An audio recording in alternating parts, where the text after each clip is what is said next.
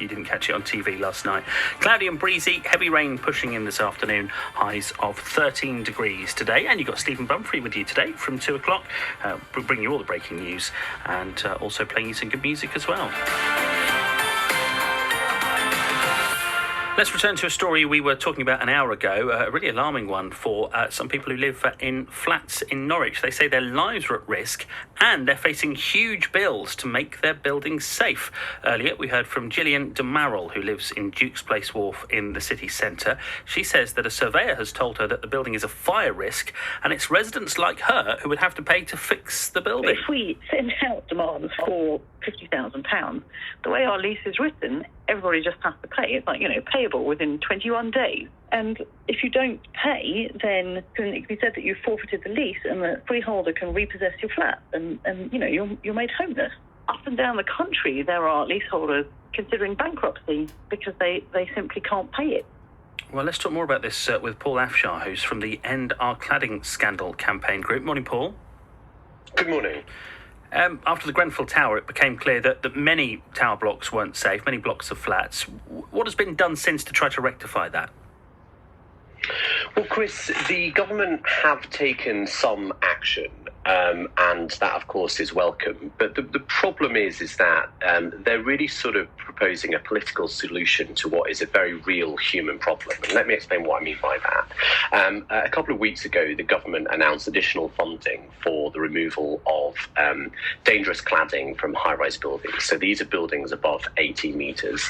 Now, my understanding in Gillian's case, and indeed in my own case, both of our buildings are below 18 metres and therefore wouldn't qualify for any government funding. So we are left as leaseholders, as sort of hard-working people who've saved up for our homes, to foot the bill to remove dangerous cladding for a problem that we didn't cause. And the sort of the tragic truth for many of us is it's not just what's on the outside of the building. In Gillian's case, Gillian's building has problems with fire breaks. So these are effectively sort of measures put in place to stop a fire from spreading internally within the building, and lack of adequate fire alarms. And these are huge costs as well that leaseholders like Gillian are going to have to face for a problem that they didn't cause. Yeah, and this is it. Cladding is the thing that everybody talks about, and your group is End Our Cladding Scandal. That's the campaign group. But that there is more to it than that, isn't it? This is fire safety in flats in general. Cladding is not the only issue that needs to be corrected in a lot of cases. That's absolutely right. And the bills that are landing on people's doorsteps for tens of thousands of pounds are unfortunately just the bills to deal with the problem on the outside of the building. There is, of course, a problem on the inside of the building, as we said before, about the fire safety measures that are put in place when the building's built.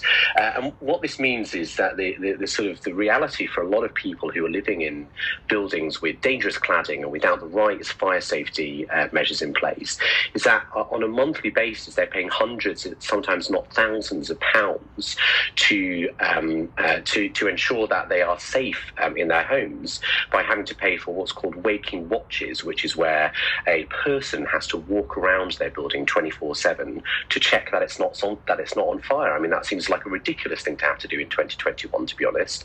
In addition to the spiralling and skyrocketing insurance premiums that people like myself and Gillian are going to have to pay because our buildings are unsafe. So it's not just paying for removing the dangerous cladding on the outside of the flat, it's the sort of crippling monthly cost for many to just pay to live inside a safe home.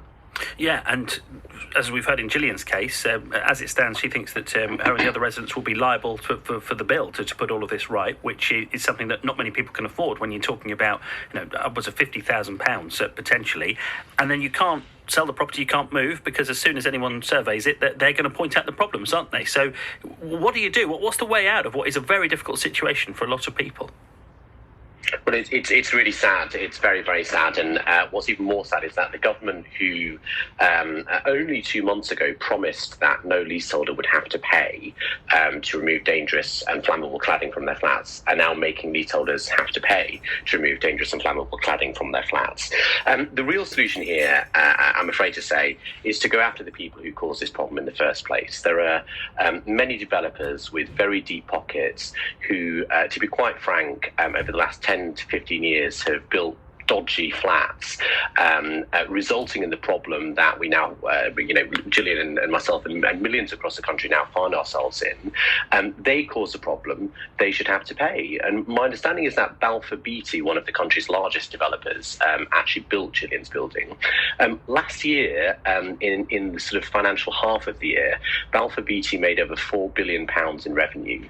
And yet, clearly, they're not offering to pay for any work to be done to make Gillian's flat safe. I think that's disgusting.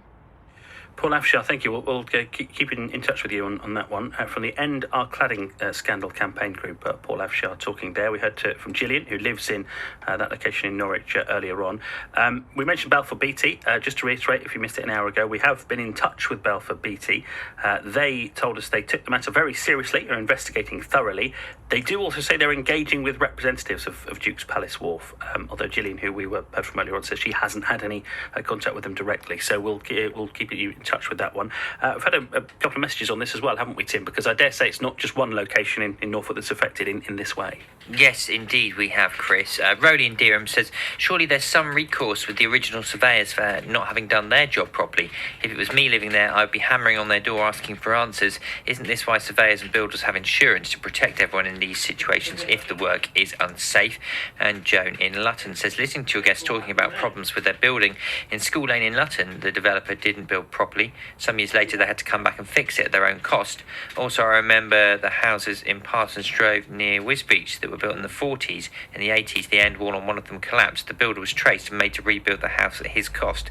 Surely, if it's not been built correctly, it is not the owner or tenant's responsibility to pay. Thank you for that. You would think so, but I think some of the contracts that you sign are very carefully worded, aren't they? And it takes a lot of unpicking as to who owns what, who's responsible for what, because as we heard from Gillian earlier on, that it's